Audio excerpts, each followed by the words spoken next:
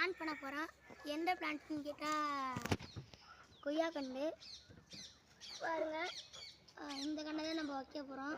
சரி, இப்போ நம்ம ஆல்ரெடி குழி நோண்டியாச்சு, லைட்டாக தோண்டிப்போம். அப்புறம் யார் யாருக்கு பிளான் பண்ணுறது பிடிக்குமோ அவங்க லைக் அண்ட் சப்ஸ்கிரைப் பண்ணுங்கள், ஷேர் பண்ணுங்கள். லைட்டாக தோண்டிட்டு நான் வேப்பரை விரிச்சிட்டேன். நீங்கள் விரிச்சிட்டு வைங்க, விரிக்கலைன்னா இந்த மாதிரி ஆயிரும். போகல